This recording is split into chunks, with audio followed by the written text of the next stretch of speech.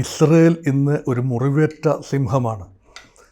അവരുടെ ഭൂമി ആക്രമണ വിധേയമായി ഒന്നല്ല 100 182 മിസൈലുകളാണ് ഇസ്രയേലിൻ്റെ മണ്ണിൽ പതിച്ചത്. അപ്പോൾ അയൺ ഡോമൊക്കെ ഉണ്ട്, ആളപായമൊന്നും അധികം ഉണ്ടായില്ല. കുറേയൊക്കെ ഏറിയലി അവർ തടുത്തു നിർത്താൻ കഴിഞ്ഞു, സത്യമാണ്.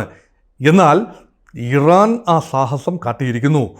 അപ്പോൾ ഇറാൻ ആ സാഹസം കാട്ടിയത് മാത്രമല്ല, അയത്തുള്ള അലി ഖമേനി കഴിഞ്ഞ ദിവസം നടത്തിയ സന്ധ്യാപ്രാർത്ഥന വേളയിൽ ഇറാൻ്റെ ജനതയോടും ഒരു പരിധിവരെ ലോകത്തോടുമായി നടത്തിയ ഒരു പ്രഖ്യാപനമുണ്ട്.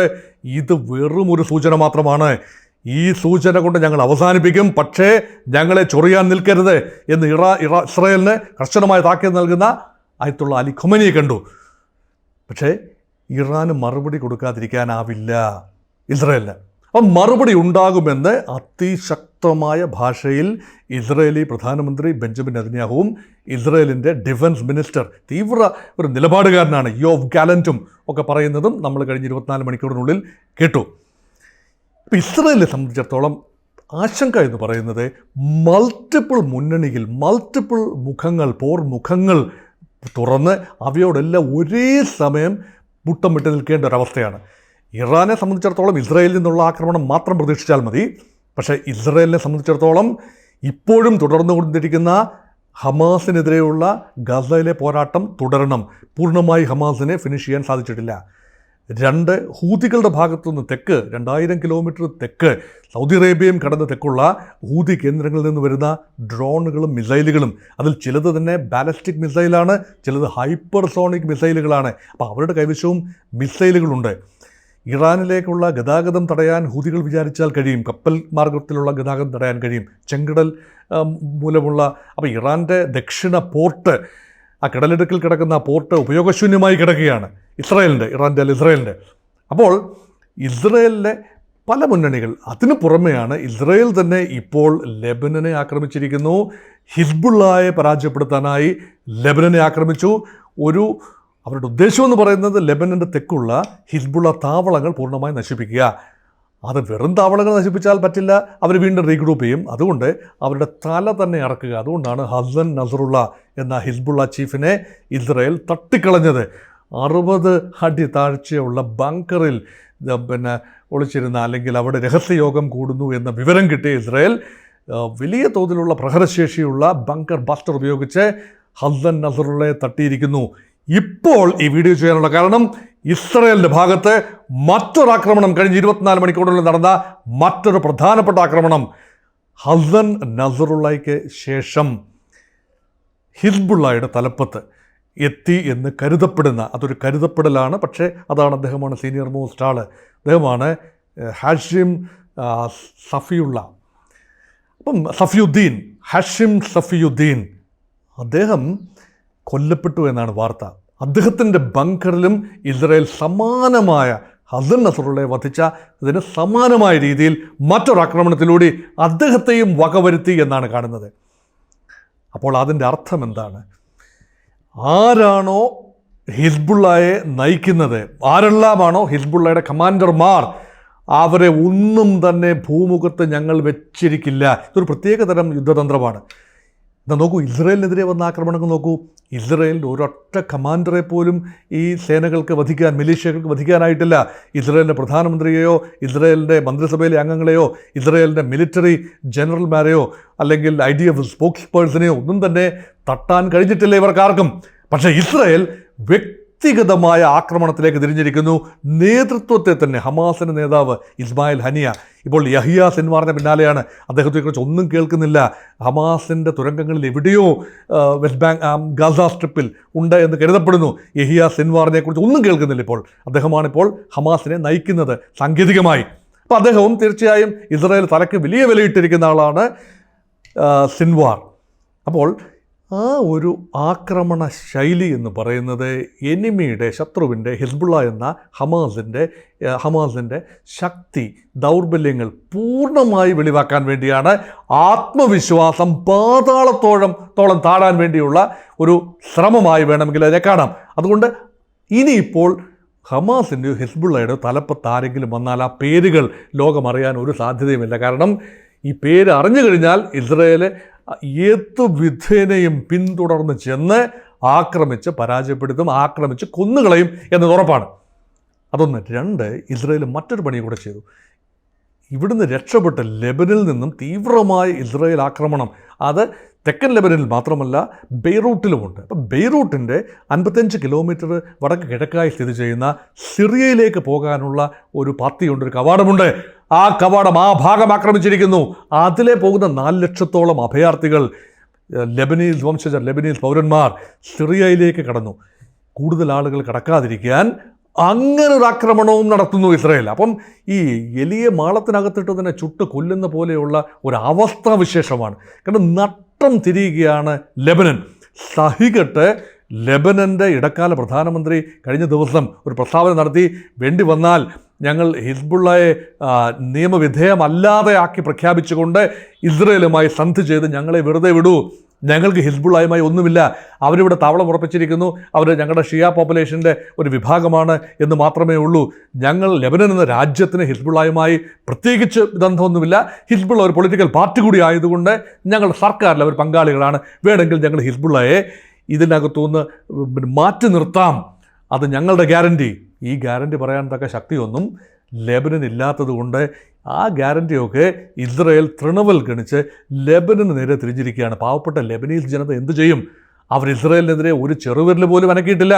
ഇസ്രായേലിനെ പ്രകോപിപ്പിക്കാൻ തക്ക ഒന്നും തന്നെ. ദേവദാരുക്കളുടെ നാട്, സമാധാനത്തിൻ്റെ നാട്, അല്ലേ, ഐശ്വര്യത്തിൻ്റെ നാട്, സമ്പൽ സമൃദ്ധിയുടെ നാട്. ഒരു കാലത്ത് അങ്ങനെയായിരുന്നു ലെബനൻ, അല്ലേ. വിദേശ സഞ്ചാരികൾ ഒരുപാട് യൂറോപ്പിൽ നിന്നും അമേരിക്കയിൽ നിന്നും ഇന്ത്യയിൽ നിന്ന് പോലും അനേക വിദേശ സഞ്ചാരികൾ വരികയും ഒരു മധ്യപൗരസ്ത്യ പ്രദേശത്തെ ഒരു പറുദീസയായിരുന്നു ലെബനൻ എന്ന രാജ്യവും അതിൻ്റെ തലസ്ഥാനമായ ബെയ്റൂട്ടും. അത് ഇന്ന് തീർത്തും ഒരു അന്ധ്രാള അവസ്ഥയിൽ നിൽക്കുന്നതിൻ്റെ കാരണം അത് അവരുടേതല്ലാത്ത, തങ്ങളുടേതല്ലാത്ത ഒരു കാരണമാണ്. ഒരു മൾട്ടി റിലിജിയസ്, ഒരു മൾട്ടി എത്നിക് ഒരു പോപ്പുലേഷനാണ്. ഷിയ, സുന്നി വിഭാഗങ്ങളും അതോടൊപ്പം തന്നെ ഈ മിലിഷ്യകളും എല്ലാം, ക്രിസ്ത്യൻ മാരിനൈറ്റുകളും, അവർക്കാണ് ഏറ്റവും കൂടുതൽ നമ്പേഴ്സ്, 40% അവരാണ്. ഇതെല്ലാം ചേരുന്ന രാജ്യം അന്ധ്രാളാവസ്ഥയിലാണ്. അതുകൊണ്ട് ഇസ്രായേലിനെ സംബന്ധിച്ചിടത്തോളം 3 പോർമുഖങ്ങൾ ഓൾറെഡി ഉണ്ട്. 1 ഹമാസിനെതിരെ, 2 ഹിസ്ബുള്ളയ്ക്കെതിരെ, 3 ഹൂതികൾക്കെതിരെ. ഈ 3 പോർമുഖത്തും സമാന്തരമായി ഇസ്രായേൽ പോരടിക്കുകയാണ്. 4ാമത്തെ പോർമുഖമാണ് പ്രധാനം, അത് ഇറാനാണ്. ഇറാനെ എങ്ങനെ നേരിടും ഇസ്രായേൽ? അവിടെയാണ് ഓപ്ഷൻസ്. ഇസ്രായേലിന് മുമ്പിലുള്ള ഓപ്ഷൻസ് എന്തെല്ലാമാണ്? ഇസ്രായേലിനെ സംബന്ധിച്ചിടത്തോളം അവരുടെ സൈനിക സന്നാഹം വേണമെങ്കിൽ ആക്രമിക്കാം. മിസൈൽ വേധ ബാറ്ററീസ്, മിസൈലുകൾ റഷ്യ ഇറാന് നൽകിയ S-300 മിസൈൽ ലോഞ്ചിങ് സിസ്റ്റമുണ്ട്. S-400 ആണ് റഷ്യ ഇന്ത്യക്ക് നൽകിയത്. അതിനേക്കാൾ കുറച്ച് ലെസ് അഡ്വാൻസ്ഡ് ആണ് S-300 സിസ്റ്റം. S-400 വേണ്ടി ഇറാനും റഷ്യയും തമ്മിൽ വലിയ തോതിൽ ചർച്ചകൾ നടക്കുന്നു. അതും നാളുകളിൽ ലഭിച്ചേക്കാം.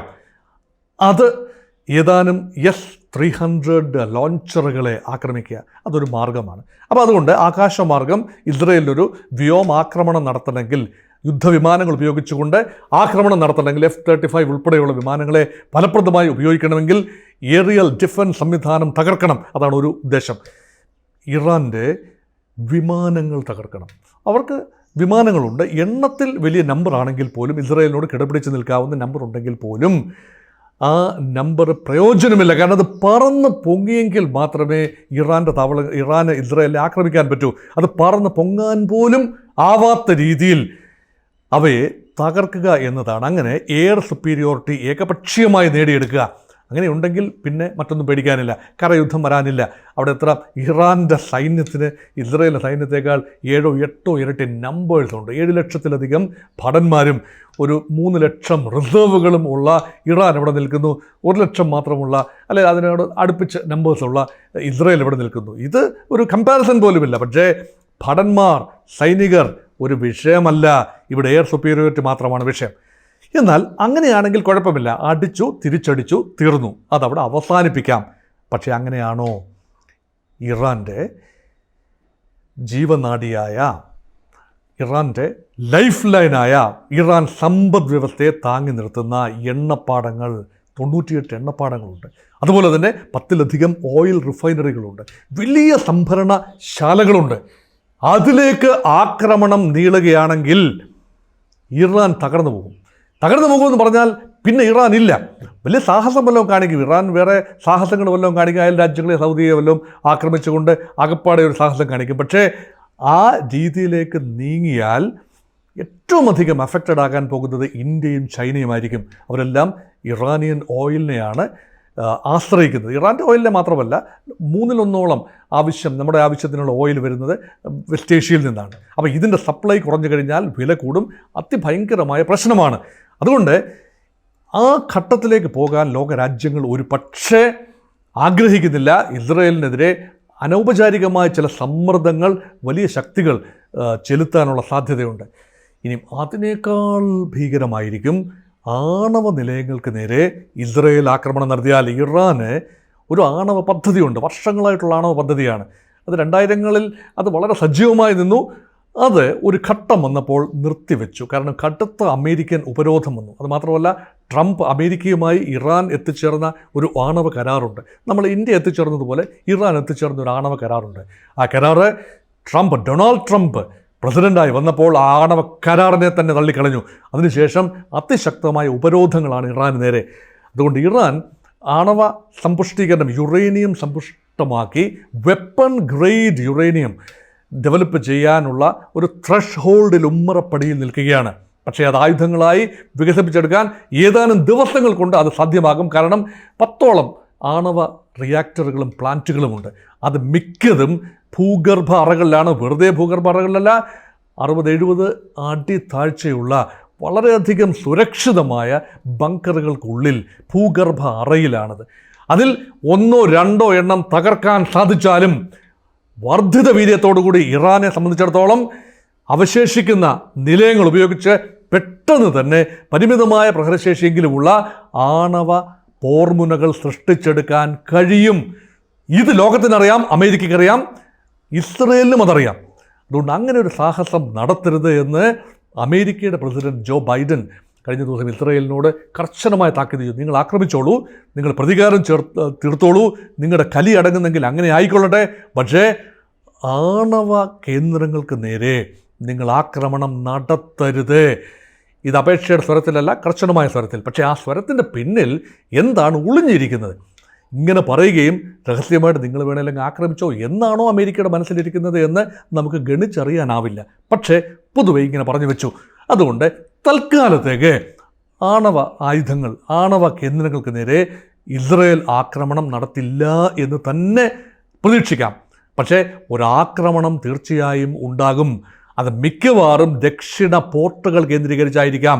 അങ്ങനെയെങ്കിൽ എണ്ണ എന്ന സംഭവത്തിലായിരിക്കാം. എണ്ണ വില പിടികിട്ടാത്ത രീതിയിലേക്ക് പോയി കഴിഞ്ഞാൽ ഇസ്രയേലിന് സാരമില്ല, പക്ഷേ ഇറാന് പിടിച്ചു നിൽക്കാനാവില്ല. ഇറാൻ്റെ ഓയിൽ സപ്ലൈ ആശ്രയിക്കുന്ന രാജ്യങ്ങൾക്ക് പിടിച്ചു നിൽക്കാനാവില്ല. ആഗോള വിപണിയിൽ എണ്ണയ്ക്ക് തീവിലയാകും. അങ്ങനെ ലോകത്താകമാനം സ്പൈറലിംഗ്, കാസ്കേഡിംഗ് ഇഫക്റ്റ് ഉണ്ടാകാനുള്ള സാധ്യതയുണ്ട്. അതുകൊണ്ട് ആ രൂപത്തിലേക്ക് ഇസ്രയേലിൻ്റെ നീക്കങ്ങൾ പോവില്ല എന്ന് കരുതാം. ഈ വീഡിയോയിൽ നമ്മൾ ഓർക്കാൻ ശ്രമിച്ചത് ഇസ്രയേലിൻ്റെ കമ്പൽഷൻസാണ്. ഇസ്രയേൽ ഒന്നൊന്നായി ഹമാസിൻ്റെയും ഹിസ്ബുള്ളയുടെ നേതാക്കളെ വധിക്കുന്നത് തുടരുന്നു. കട്ടയ്ക്ക് ആക്രമണം നടക്കുന്നു. ലെബനൻ അതിഭയങ്കരമായ ആക്രമണം, കഴിഞ്ഞ 24 മണിക്കൂറിനുള്ളിൽ തീവ്രമായ ആക്രമണങ്ങളാണ് ഇസ്രയേലിൻ്റെ ഭാഗത്തു നിന്ന് ലെബനനിൽ. അത് എല്ലായിടത്തും, ലെബനൻ്റെ എല്ലാ ഭാഗത്തും ഇസ്രയേൽ ആഗ്രഹിക്കുന്ന ഒരു പക്ഷേ തൽക്കാലത്തേക്ക് ഒരു എൻഡ് എന്നുള്ള നിലയിൽ തൽക്കാലത്തേക്ക് ഇമ്മീഡിയറ്റ് ടാർഗറ്റ് എന്ന് പറയുന്നത് ഒരു ബഫർ സോൺ, ഒരു ന്യൂട്രൽ ബഫർ സോൺ തെക്കൻ ലെബനനും വടക്കൻ ഇസ്രയേലിനും മധ്യേ ഒരു 10-30 കിലോമീറ്റർ ദൈർഘ്യമുള്ള വീതിയുള്ള അത്രയും നീണ്ടു നിവർന്ന് കിടക്കുന്ന ഒരു ബഫർ ഏരിയ. ആ ഏരിയ സാധ്യമാവുകയാണെങ്കിൽ ഇസ്രയേലിൻ്റെ വടക്കൻ ഭാഗത്തു നിന്ന് ഒഴിഞ്ഞുപോയ 60,000-ൽ പരം ഇസ്രയേലി പൗരന്മാരെ തിരിച്ചുകൊണ്ട് അധിവസിപ്പിക്കാം. ആ ഒരു ഉറപ്പാണ് ഇസ്രയേലിൻ്റെ ഭരണ നേതൃത്വം ഇസ്രയേലി ജനതയ്ക്ക് നൽകിയിരിക്കുന്നത്. ആ ഉറപ്പ് പാലിക്കുന്നതിൻ്റെ ഭാഗമായി ലെബനനിലെ ഹിസ്ബുള്ള കേന്ദ്രങ്ങളുടെ പ്രഹരശേഷി കുറച്ചുകൊണ്ട് വരണം. അതിന് നേരിട്ട് ഏറിയൽ ബോംബാർഡ്മെൻറ്റ് മാത്രം പോരാ, ലാൻഡിൽ കയറി അത് കണ്ടെത്തി താവളങ്ങൾ, ഹിസ്ബുള്ള താവളങ്ങൾ, ഹൈഡൗട്ടുകൾ ഇതെല്ലാം നശിപ്പിക്കണം. അത് ഹമാസിനെ ഒതുക്കിയതുപോലെ എളുപ്പമുള്ള ഒരു കാര്യം ആണെന്ന് കരുതുന്നില്ല. ഹമാസിനെ ഒതുക്കാൻ പോലും 1 വർഷമാകുന്നു. ഒക്ടോബർ 7-ൻ്റെ വാർഷിക ദിനം 2 ദിവസത്തിനുള്ളിൽ കടന്നു വരുന്നു. അപ്പോൾ പോലും പൂർണ്ണമായി ഹമാസിനെ ചെറിയൊരു ലാൻഡ്, കേവലം 345 സ്ക്വയർ കിലോമീറ്റേഴ്സ് മാത്രമുള്ള 40 കിലോമീറ്റർ നീളവും ഒരു 7, 8, 10 കിലോമീറ്റർ മാത്രം വീതിയുമുള്ള ഒരു ചെറിയ സ്ട്രിപ്പിൽ അകപ്പെട്ടു പോയ ഹമാസിനെ ഒതുക്കാൻ കഴിഞ്ഞിട്ടില്ല എങ്കിൽ അതിനേക്കാൾ 10 മടങ്ങ് ശക്തിയുള്ള ഹിസ്ബുള്ളയെ അങ്ങനെ എളുപ്പം തലയിറക്കാനാവില്ല, ഉന്മൂലനം ചെയ്യാനാവില്ല. നേതൃത്വത്തെ ഒന്നൊന്നായി വധിക്കാനാവും, അവരുടെ കമ്മ്യൂണിക്കേഷൻ ശൃംഖലയെ കുറച്ചൊക്കെ ദുർബലപ്പെടുത്താനാവും, പേജർ ആക്രമണമൊക്കെ. പക്ഷേ ഹിസ്ബുള്ള അപ്പോഴും നിലനിൽക്കും. അതുകൊണ്ട് ഒരു സമാധാനമാണ് ഇസ്രായേൽ ആഗ്രഹിക്കുന്നതെങ്കിൽ ഈ യുദ്ധം പൂർണ്ണമായി ഇസ്രായേലിന് വിജയിക്കാനാവില്ല. ഹിസ്ബുള്ളയ്ക്കെതിരെയുള്ള യുദ്ധം വിജയിക്കാനാവും, മേൽക്കോയ്മ നേടാനാവും. പൂർണ്ണമായി ഹിസ്ബുള്ളയെ അവസാനിപ്പിക്കണമെങ്കിൽ ഒരു കരാർ തന്നെ വേണ്ടിവരും. ഹിസ്ബുള്ളയെ മുഖ്യധാരയിലേക്ക് കൊണ്ടുവരാൻ സാധിക്കണം. അങ്ങനെ സാധിക്കണമെങ്കിൽ ഇറാൻ കൂടി വിചാരിക്കണമല്ലോ. ഇറാൻ്റെ പിന്തുണയുള്ളിടത്തോളം പ്രത്യയശാസ്ത്രപരമായി മോട്ടിവേറ്റായ ഒരു ഗ്രൂപ്പിനെ എങ്ങനെയാണ് പൂർണ്ണമായി നിർവീര്യമാക്കുക? അപ്പോൾ ലെബനീസ് സർക്കാരും ഹിസ്ബുള്ളയും ഇറാനിയൻ ഗവൺമെൻറ്റും ഒക്കെ ചേർന്ന് പറയേണ്ടി വരും, മതി, ഞങ്ങൾക്ക് മതിയായി, ഇനി ശാന്തത എന്ന് പറയാവുന്നൊരു സാഹചര്യം ഇപ്പോൾ ഒരിടത്തും ഉരുത്തിരിയുന്നില്ല.